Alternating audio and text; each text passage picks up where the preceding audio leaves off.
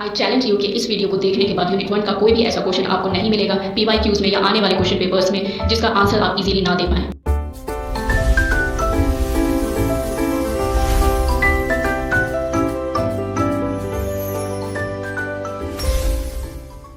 So hello everyone, welcome back to my channel Ilma IGNOU guider. So आज मैं आपको BEVAE 181 का जो यूनिट 1 है उसके सारे इंपॉर्टेंट टॉपिक्स एंड उसकी सारी इंपॉर्टेंट लाइंस पढ़ाऊंगी और उसके बाद हम डिस्कस करेंगे प्रीवियस 5 ईयर्स के question papers. So without wasting any more time, let's start the video. So first of all हम इंट्रोडक्शन में देखते हैं, जो इसका स्टार्टिंग का पैराग्राफ है वो ही इंपॉर्टेंट है। सो हम स्टार्ट करते हैं। Earth is the only planet known for supporting life. So earth जो है वो एक लौता ऐसा प्लानट है जहाँ पे लाइफ एग्जिस्ट करती है। Despite the vastness of earth, life exist only in a very narrow zone of the earth called biosphere. So हमारा जो अर्थ है वो बहुत बड़ा है, लेकिन जो लाइफ है वो सिर्फ एक नैरो जोन में एग्जिस्ट करती है जिसे हम बायोस्फीयर कहते हैं।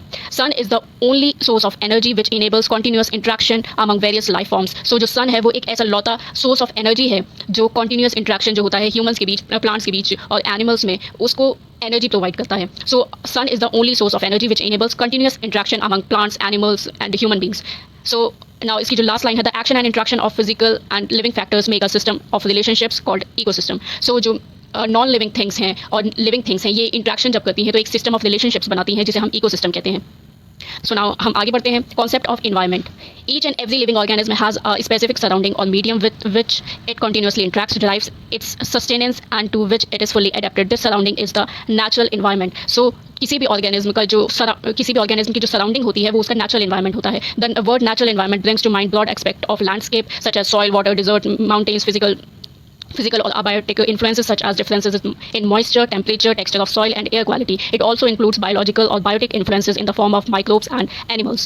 Thus environment is defined as so ये सारी lines में सबसे ज़्यादा जो इंपॉर्टेंट लाइन है वो है the sum of total living and non living components, influences and events surrounding an organism.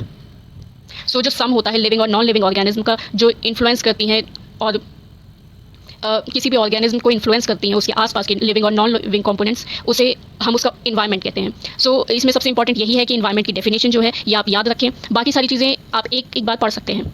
So now हम आगे बढ़ते हैं। French word environ which means to encircle or surrounds which while meant means auctioning, that is environment is the interaction between organism and the nature. So मैं ये आपको भी पहले बता चुकी हूँ कि ऑर्गेनिज्म जो लिविंग बायोटिक कंपोनेंट्स होते हैं और जो नेचर है वो नॉन बायोटिक कंपोनेंट होता है, मतलब नॉन लिविंग कंपोनेंट होता है, और ऑर्गेनिज्म लिविंग कंपोनेंट होता है। जब इन दोनों का इंट्रैक्शन होता है तो वो इन्वायरमेंट कहलाता है। सो आप ये याद रखिए, इन्वायरन का मतलब होता है इनसर्कल या किसी चीज़ को सराउंड करना, और मेंट का मतलब होता है ऑक्शनिंग। सो ये दो चीज़ें ही इसमें इंपॉर्टेंट है ना। हम आगे बढ़ते हैं। Environment consist of biotic components such as light. So abiotic component का मतलब होता है non living components such as light, temperature, water in which nutrients, oxygen and other gases, organic matter are dissolved.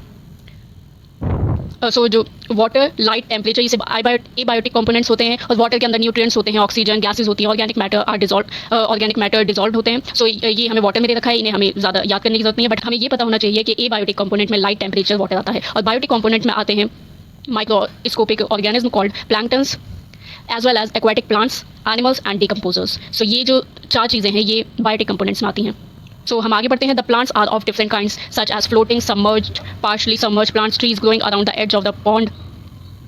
So जो plant हैं, ये जो biotic component के हमें एग्जांपल्स दिए गए हैं, इनमें से जो प्लांट हैं वो अलग अलग तरीके के हो सकते हैं। जो एक्वाटिक प्लांट्स हैं वो अलग अलग तरीके के हो सकते हैं। वो या तो बिल्कुल सरफेस पे होंगे पानी के, या थोड़े से पानी के अंदर होंगे, या बिल्कुल ही जो पानी की गहराई है वहाँ पे प्रेजेंट होंगे। सो ट्रीज ग्रोइंग हो सकता है ट्रीज एड्ज पर हों, पॉइंट किसी भी पॉइंट के एड्ज पर हों, वो भी बायोटिक कंपोनेंट्स में आते हैं। द एनिमल कंसिस्ट ऑफ, सो जो बायोटिक कंपोनेंट बताया, आप ये बता रहे हैं कि एनिमल्स में इंसेक्ट्स आते हैं, वॉर्म्स आते हैं, मॉलस्क आते हैं, टेडपोल्स आते हैं, frog, birds, various kinds of fishes आती हैं, एंड जो डिकम्पोजर्स हैं। सो अब हम बुक से थोड़ी अलग टॉपिक पढ़ने जा रहे हैं, डिकम्पोजर, डेट्रिटाइवोर और स्कैवेंजर में डिफरेंस और इनकी डेफिनेशंस हम पढ़ेंगे, एग्जांपल्स पढ़ेंगे। और मैं ये क्यों पढ़ा रही हूँ, ये आपको पीवाईक्यूज जब हम लास्ट में करेंगे, ये जब आपको समझ में आएगा, क्योंकि मैं सारे पीवाईक्यूज देख चुकी हूँ तो उनके हिसाब से मैं आपको सारे टॉपिक्स पढ़ा रही हूँ, और ये इंपॉर्टेंट टॉपिक है काफ़ी। सो हम शुरू करते हैं। सो डिकम्पोजर क्या होते हैं? Decomposers are organism that chemically break down dead plants, animals and organic waste into simpler substances, returning nutrients to the environment.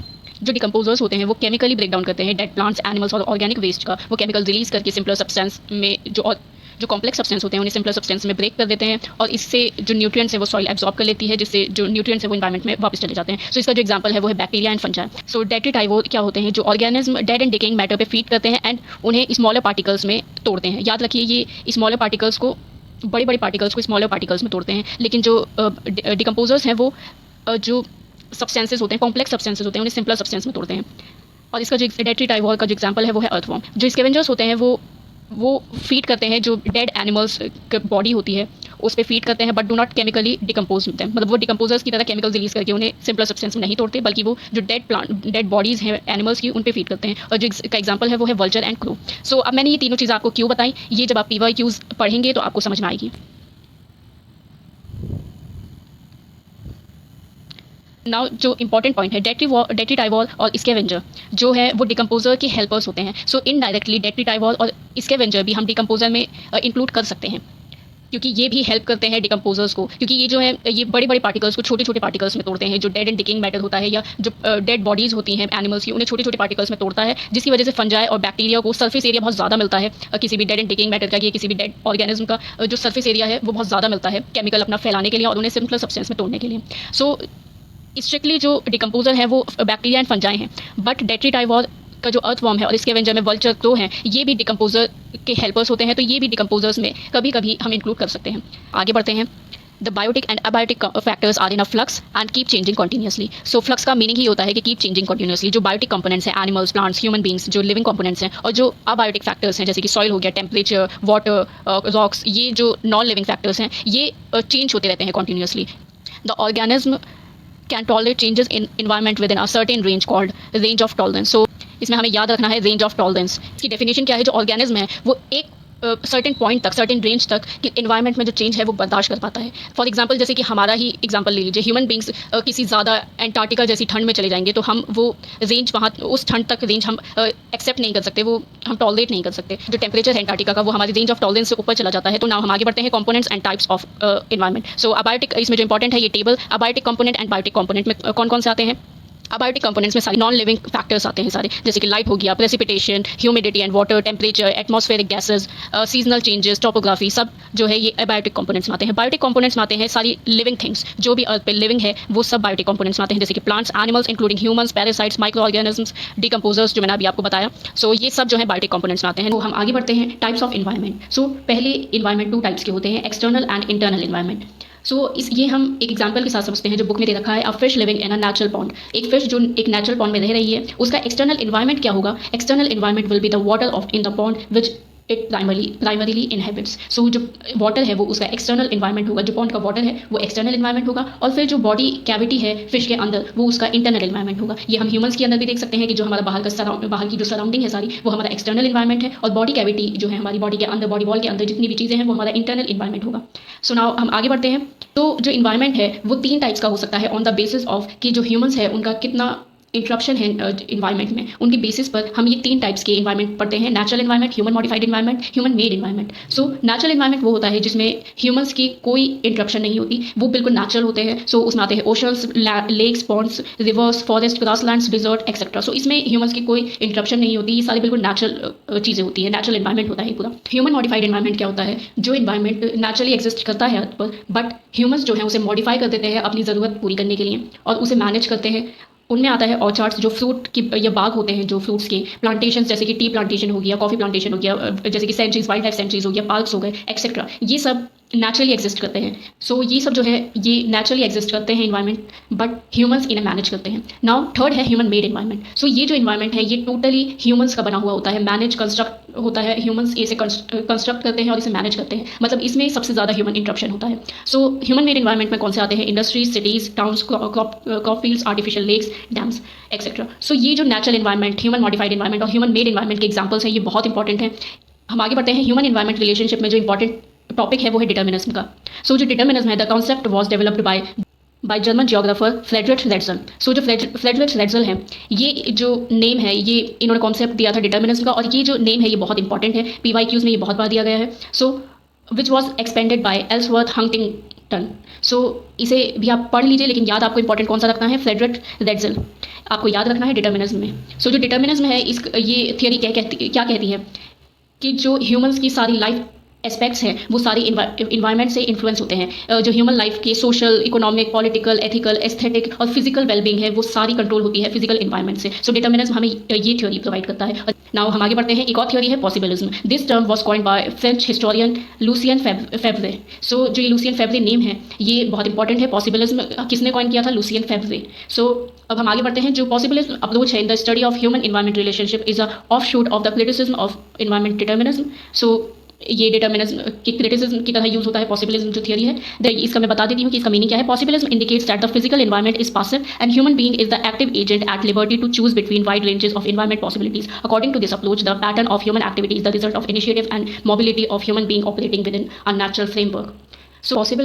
सो जो पॉसिबिलिज्म थियरी है वो ये कहती है कि जो इन्वायरमेंट है हमें चॉइसेस एंड ऑप्शंस देती है, बट जो अल्टीमेट डिसीजन मेकर होता है वो ह्यूमन्स ही होते हैं और ह्यूमन्स ही अपना इन्वायरमेंट कंट्रोल करते हैं। सो ये बिल्कुल अपोजिट है डिटर्मिनिज्म के। दोनों में ही नेम एंड उनकी डेफिनेशंस बहुत इंपॉर्टेंट है। सो नाउ हम आगे बढ़ते हैं इन्वायरमेंटलिज्म एंड इकोलॉजिकल अप्रोच। सो इन्वायरमेंटलिज्म होता क्या है? This approach is based upon basic principle of ecology. ये बेसिक प्रिंसिपल ऑफ इकोलॉजी पे बेस है। जो क्या होता है बेसिक प्रिंसिपल ऑफ इकोलॉजी क्या है? Study of mutual interaction between organism and physical environment on the one hand and the interaction among the organism on the other in a given ecosystem. So ecosystem के अंदर organism और उनके physical environment का interaction और environment के अंदर organism के दूसरे organism से interaction, उसकी जो mutual interaction है इन दोनों चीज़ों का, उसकी study को environmentalism कहते हैं और ये basic principle है ecology का। So now हम आगे बढ़ते हैं। The concept of sustainable development. So ये जो paragraph है, this is the most important paragraph of your chapter.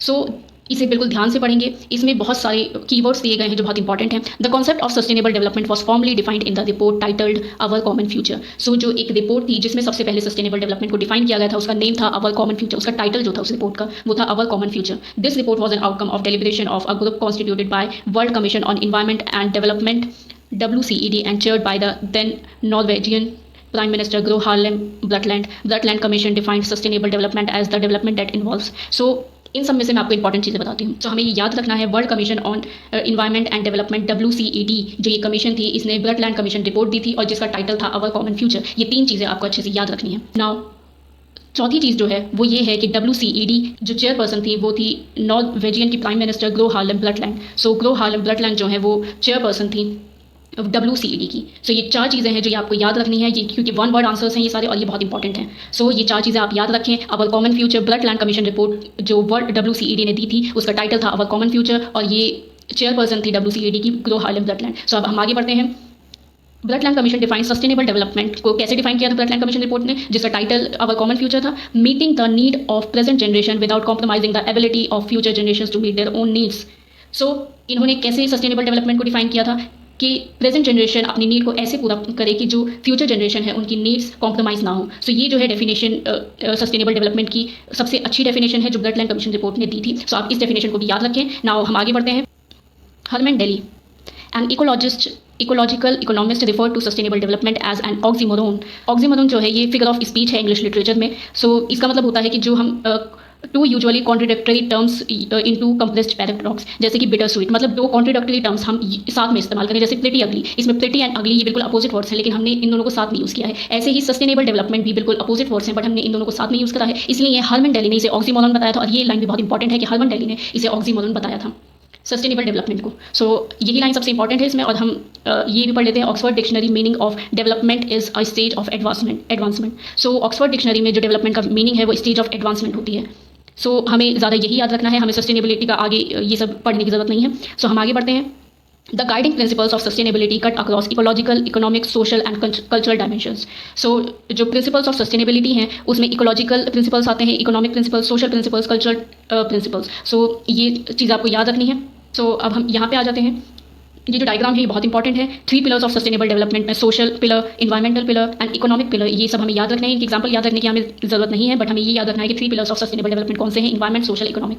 Now हम आगे बढ़ते हैं। 5 तरह के ट्रांजिशंस आपकी बुक में दिए गए हैं, इनकी डेफिनेशंस दी गई हैं तो ये आपको अच्छी तरह याद रखना है। Demographic transition from continually growing population to one that is stable. So demographic transition क्या होता है, जिसमें कंटिन्यूअली जो पॉपुलेशन ग्रो हो रही है उससे हम ऐसी पॉपुलेशन पे चली जाएं जो ना ज़्यादा बढ़े ना ज़्यादा घटे, वो एक स्टेबल पॉपुलेशन हो जाए। सो कंटिन्यूअली ग्रोइंग पॉपुलेशन से स्टेबल पॉपुलेशन पे जाना डेमोग्राफिक ट्रांजिशन कहलाता है। नाउ आगे बढ़ते हैं रिसोर्स ट्रांजिशन। रिसोर्स ट्रांजिशन क्या होता है कि ऐसी इकोनॉमी जो सिर्फ ग्रोथ के ऊपर डिपेंडेंट हो, उससे ऐसी इकोनॉमी पे जाना जो नेचर्स की इनकम पे डिपेंडेंट हो और इकोसिस्टम को प्रोटेक्ट करे, और इकोसिस्टम की जो चीज़ें हैं उसको डिप्लीशन खत्म होने से बचाए। सो ऐसी इकोनॉमी जो सिर्फ ग्रोथ पे डिपेंडेंट हो, उससे हम ऐसी इकोनॉमी पे पहुंच जाएं जहाँ पे इकोसिस्टम को प्रोटेक्शन प्रोवाइड करें और उसके जो कैपिटल है उसकी डिप्लीशन को बचाएं। सो ऐसे ट्रांजिशन को हम रिसोर्स ट्रांजिशन कहते हैं। नाउ टेक्नोलॉजिकल ट्रांजिशन क्या होता है? Pollution intensive economic production to environment friendly processes. ऐसी इकोनॉमिक प्रोडक्शन जो पॉल्यूशन करती है, उससे हम ऐसे टेक्नोलॉजी पे पहुंच जाएं जो इन्वायरमेंट फ्रेंडली हो। सो इसको कहते हैं टेक्नोलॉजिकल ट्रांजिशन।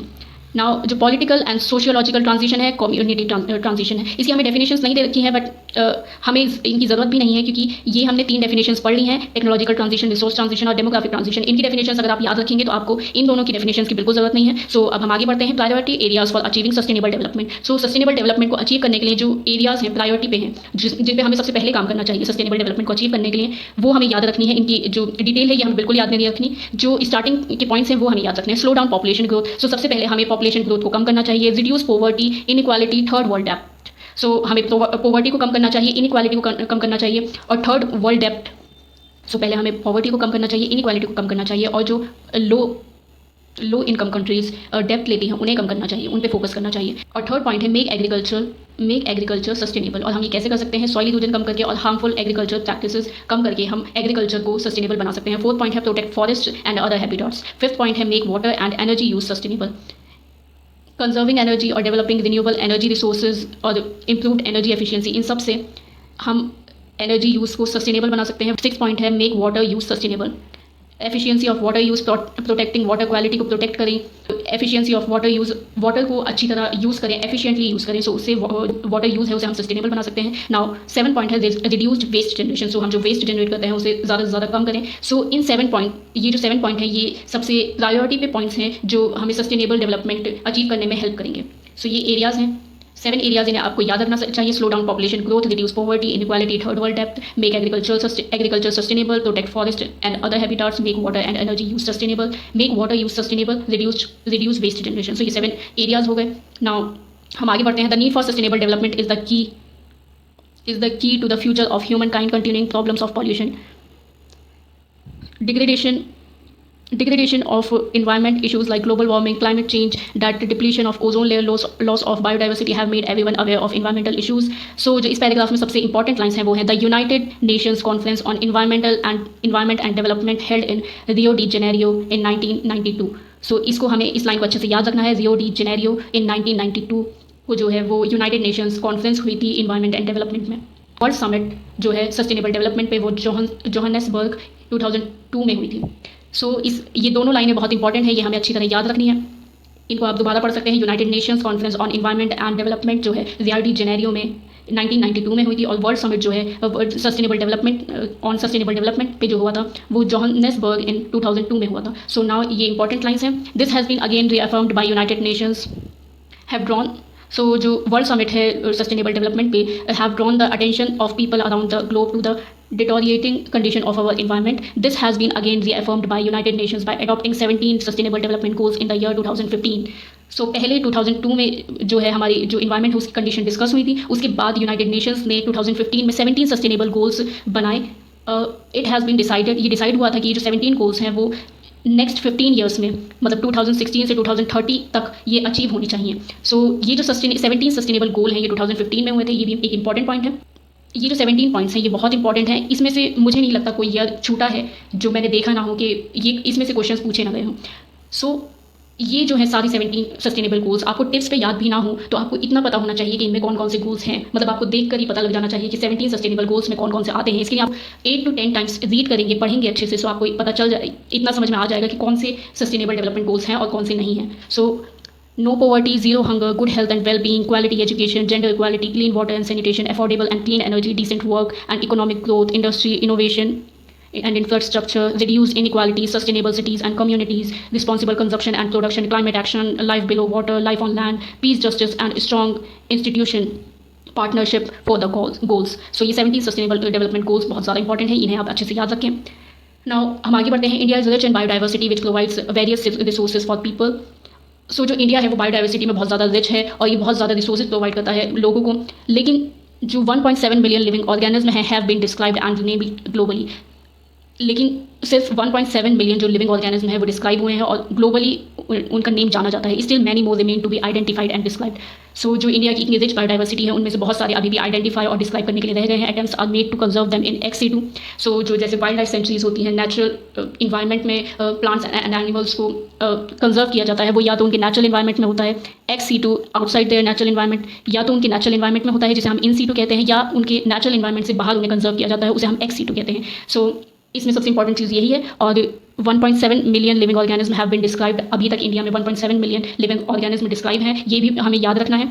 सो अब हम आगे बढ़ते हैं इंपॉर्टेंस ऑफ इन्वायरमेंटल स्टडीज। सो जो इंपॉर्टेंस है वो इन लाइन्स में बता दी गई है जो हमारे लिए इंपॉर्टेंट नहीं है, बट जो इन्वायरमेंटल इशूज़ हैं वो जो हमें बताए गए हैं वो हमें पढ़ना है और इनकी सिर्फ स्टार्टिंग लाइन्स इंपॉर्टेंट है। Environmental issues are of international importance. जो इन्वायरमेंटल इशूज़ हैं वो इंटरनेशनल इंपॉर्टेंस रखते हैं क्योंकि दुनिया भर में इन्वायरमेंटल जो इशूज़ हैं वो बढ़ते जा रहे हैं। Emergence of problems in the wake of modernisation and development. जैसे जैसे दुनिया में मॉडर्नाइजेशन बढ़ रहा है, डेवलपमेंट बढ़ रहा है, वैसे ही इन्वायरमेंटल इशूज़ भी बढ़ते जा रहे हैं। और जो पॉपुलेशन है उसके इंक्रीज से भी बहुत ज़्यादा जो इन्वायरमेंट है उस पर इन्वायरमेंट बहुत प्रेशराइज हो रहा है नेचुरल रिसोर्सेज के लिए। और this emphasizes on the need for efficient management of natural resources के एफिशिएंट मैनेजमेंट की बहुत ज़्यादा जरूरत पड़ रही है जैसे जैसे पॉपुलेशन इंक्रीज हो रही है। सो ये भी एक इन्वायरमेंटल इशू बनता जा रहा है। Need for an alternative solution.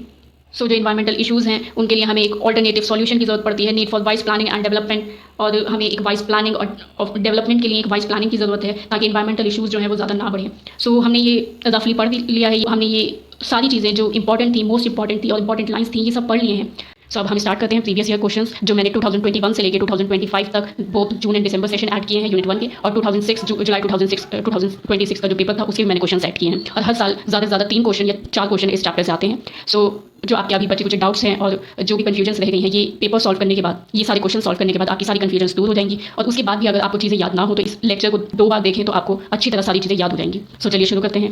Question 1, in which of the following reports books was sustainable development formally defined for the first time. So first time जो सस्टेनेबल डेवलपमेंट किया गया था वो कौन सी रिपोर्ट में किया गया था? Our common future. ये मैंने अभी आपको बताया भी था कि अवर कॉमन फ्यूचर उस रिपोर्ट का टाइटल था और उस कमीशन का नाम क्या था? ब्रटलैंड। उस रिपोर्ट का नाम क्या था? ब्रटलैंड कमीशन रिपोर्ट। सो और उसका टाइटल था our common future. So third option is the correct answer.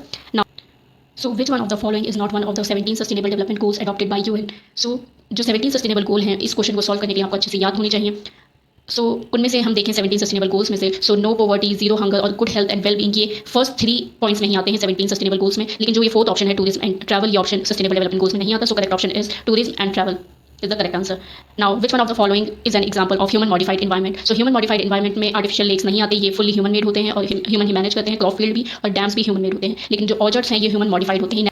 Now which one of the following is an example of man made environment? So man made environment में crop fields जो हैं ये man made environment में आते हैं। बाकी जो orchards हैं, सेंचुरीज हैं, प्लांटेशंस हैं, ये ह्यूमन मेड इन्वायरमेंट में नहीं आते, ह्यूमन मॉडिफाइड इन्वायरमेंट में ये तीनों चीज़ आती हैं। Now who coined the term possibilism? So possibilism को जो कॉइन किया था वो किया था लूसियन फेब्रे ने। सो ये आप याद रखें कि पॉसिबिलिज्म को जिसने कॉइन किया था उनका नाम था Lucien Febvre. Now which one of the following is not one of the 17 sustainable development goals. So आप वो 17 सस्टेनेबल गोल्स याद रखेंगे तो आपको समझ आएगा कि जो लाइफ ऑन लैंड है, life below water, climate action, ये सब सस्टेनेबल डेवलपमेंट गोल्स में आते हैं, लेकिन लाइफ ऑन एयर है ये 17 सस्टेनेबल डेवलपमेंट गोल्स में नहीं आते। So option 2 is the correct answer.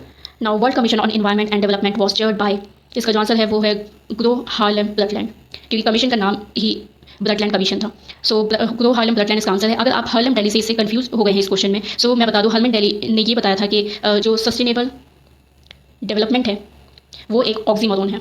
So Harlem daily ने ये बताया था कि सस्टेनेबल डेवलपमेंट है जो है वो एक ऑक्सीमोरोन है। सो आप हार्लेम डेली से ग्रो हार्लेम ब्रटलैंड को कंफ्यूज ना करें और याद रखें कि world commission on Brundtland and development was chaired by Gro Harlem Brundtland. So answer is 2 option.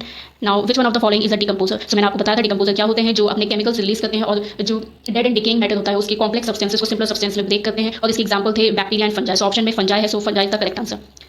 Now which one of the following is not one of the priority areas for achieving sustainable development goals? अगर आपको याद होगा कि मैंने आपको topic पढ़ाया था कि प्रायोरिटी एरियाज कौन से होते हैं। So protection of forest and other habitats, ये भी हमने पढ़ा था। Reduce poverty, inequality and third world depth, ये भी हमने पढ़ा था। रिड्यूस वेस्ट जनरेशन, ये भी हमने पढ़ा था। बट जो जीरो पॉल्यूशन है ये प्रायोरिटी एरियाज में नहीं आते। So third option is the correct answer.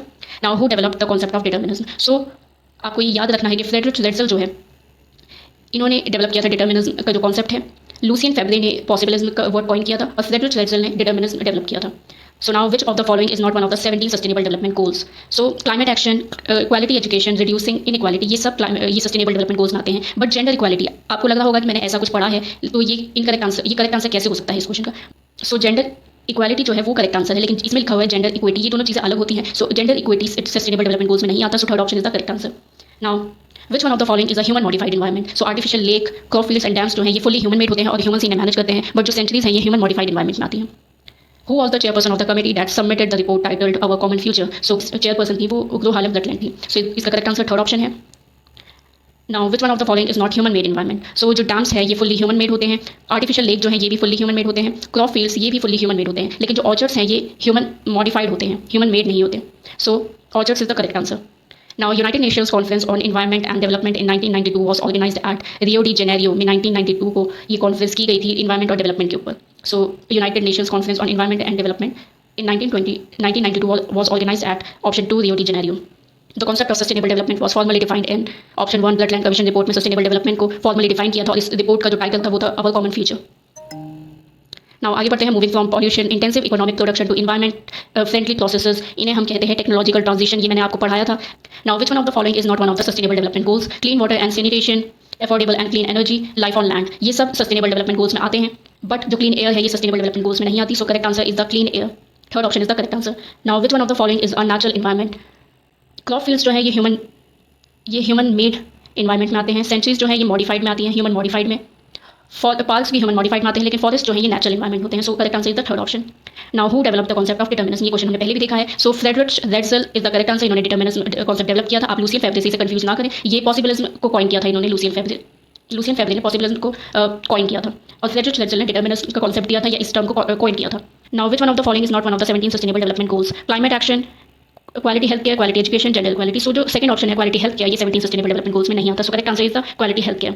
Now which of the following is not one of the 17 sustainable goals. So आप ये देख सकते हैं कि ये 17 सस्टेनेबल गोल्स वाला क्वेश्चन कोई भी ऐसा क्वेश्चन पेपर नहीं है किसी भी साल का जिसमें ये क्वेश्चन ना हो। सो ये क्वेश्चन ये 17 गोल्स आपके लिए बहुत इंपॉर्टेंट है। सो अब हम ऑप्शन देख लेते हैं, life on land, clean air, clean water and sanitation, decent work and economic growth, gender equity. So जो ऑप्शन 4 है जेंडर इक्विटी ये इनकरेक्ट ऑप्शन है क्योंकि सस्टेनेबल डेवलपमेंट गोल्स में जेंडर इक्वालिटी है, जेंडर इक्विटी नहीं है, और इक्वालिटी और इक्विटी में डिफरेंस होता है। सो option 4 is the correct answer. Which one of the following is a human modified environment. Cities जो है ये ह्यूमन मेड एनवायरमेंट में आते हैं, डैम्स जो है ये फुली ह्यूमन मेड होता है, लेक्स जो है ये नेचुरल एनवायरमेंट में आते हैं, बट जो ऑर्चर्ड्स हैं ये जो बाग बगीचे होते हैं ये फुली ह्यूमन मॉडिफाइड एनवायरमेंट में आते हैं। Who said the term sustainable development is an oxymoron. So मैंने आपको ये पीछे ही बताया पिछले वाले क्वेश्चंस में कि सस्टेनेबल डेवलपमेंट एक ऑक्सीमोरोन है, ये किसने बोला था, हार्मन डेली ने ये बोला था। So which one of the following is a human modified environment. So ये आप ये भी देख सकते हैं कि human modified environment, human made environment और नेचुरल एनवायरमेंट वाला क्वेश्चन भी सबसे इंपॉर्टेंट है। सो इसके ऑप्शंस देख लेते हैं। सिटीज़ जो है ये ह्यूमन मेड एनवायरमेंट में आती है, इंडस्ट्रीज भी ह्यूमन मेड में आती है, क्रॉप फील्ड्स भी फुली ह्यूमन मेड होती हैं, बट जो प्लांटेशंस हैं ये ह्यूमन मॉडिफाइड एनवायरमेंट में आते हैं। Which one of the following is not one of the 17 sustainable goals. Good health, zero hunger, no poverty, ये सब सस्टेनेबल डेवलपमेंट गोल्स में आते हैं, but social equity and equality जो है ये सस्टेनेबल डेवलपमेंट गोल्स में नहीं आती। सो इस क्वेश्चन का करेक्ट आंसर है social equity and equality. Which one of the following is not a decomposer. जो मैंने आपको बुक से एक्स्ट्रा इन्फॉर्मेशन दी थी स्कैवेंजर्स के बारे में, डाइवॉर्स के बारे में, और जो वल्चर है वो स्कैवेंजर्स में आता है, और जो फंजाई है वो फुल्ली डिकम्पोजर होता है। सो हमने ये तो देख लिया कि फंजाई डिकम्पोजर है, बट अब हम इन तीन ऑप्शंस में से कैसे पता चले कौन सा डिकम्पोजर है और कौन सा नहीं है, क्योंकि हमें सिर्फ इनमें से एक बताना है जो डिकम्पोजर नहीं है। सो अर्थवॉर्म और वल्चर जो है ये भी डिकम्पोजिंग में हेल्प करते हैं। मैंने आपको बताया था कि सरफेस ये बड़े बड़े टुकड़ों को, डेड एंड डिकिंग मैटर को, उन्हें छोटे छोटे टुकड़ों में तोड़ते हैं ताकि जो फंजाई या बैक्टीरिया है, जो डिकम्पोजर्स हैं, उन्हें सरफेस एरिया ज़्यादा मिले अपना केमिकल रिलीज करने के लिए और उन्हें सिंपलर सब्सटेंसेस में तोड़ने के लिए। सो ये दोनों इनकी हेल्प करते हैं, तो इन्हें भी हम डिकम्पोजर कह सकते हैं। लेकिन जो हॉक होता है ये बर्ड ऑफ प्रे कहलाता है, मतलब ये जिंदा ऑर्गेनिजम्स को खाता है, जैसे कि छोटी कोई भी छोटी बर्ड्स को खाता है, ये ऑर्गेनिज्म या वर्म्स को खाता है। सो हॉक जो है ये डिकम्पोजर्स में बिल्कुल नहीं आता। बाकी जो अर्थवॉर्म एंड वल्चर है, फंजाई तो आता ही है, बट अर्थवॉर्म एंड वल्चर ये भी डिकम्पोजर में हम कह सकते हैं। सो इसका जो करेक्ट आंसर है वो 4 ऑप्शन है। Now the title of the Brundtland commission report is our common future, ये भी मैं आपको बता चुकी हूँ। How many goals are there under sustainable development goals. So ये अभी तक का सस्टेनेबल डेवलपमेंट गोल्स में से सबसे ईजी क्वेश्चन है कि 17 हम ये बहुत बार पढ़ चुके हैं कि 17 सस्टेनेबल डेवलपमेंट गोल्स हैं।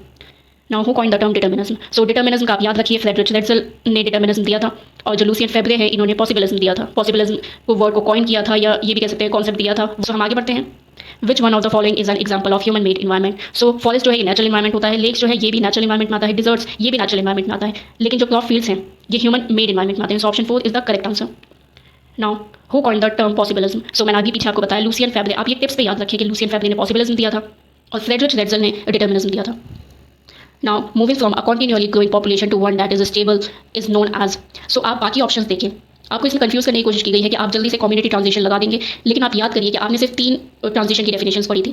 Technological transition, demographic transition and resource transition. So इसमें बाकी ऑप्शन तो है नहीं, लेकिन सिर्फ डेमोग्राफिक ट्रांजिशन है। सो इसके लिए आपको याद करने की भी जरूरत नहीं है कि इसकी डेफिनेशन क्या थी, आप बस ये याद रख सकते हैं कि आपने कौन कौन से ट्रांजिशन पढ़े थे और कौन कौन से नहीं पढ़े हैं। ये तीनों आपने पढ़े ही नहीं है, तो ये कैसे हो सकते हैं। So demographic transition is the correct answer, third option is the correct answer. Now हमने ये सब कंप्लीट कर लिया है। ये सब करने के बाद आपने सारे क्वेश्चंस सॉल्व करने के बाद जो मैंने आपके साथ डिस्कशन किया है क्वेश्चंस की, इसके बाद यूनिट 1 का आप कोई भी क्वेश्चन इजीली सॉल्व कर सकते हैं जो प्रीवियस ईयर में आए हैं या आगे वाले ईयर्स में आएंगे। आप इजीली सारे क्वेश्चन सॉल्व कर सकते हैं, क्योंकि मैंने सारे important topics and important lines आपको पढ़ा दिए हैं अच्छी तरह। आपको ये वीडियो मेरी अच्छी लगी हो तो प्लीज़ इस वीडियो को लाइक करें, ज़्यादा से ज़्यादा शेयर करें और मेरे इस चैनल को सब्सक्राइब करें। That's for today, thank you.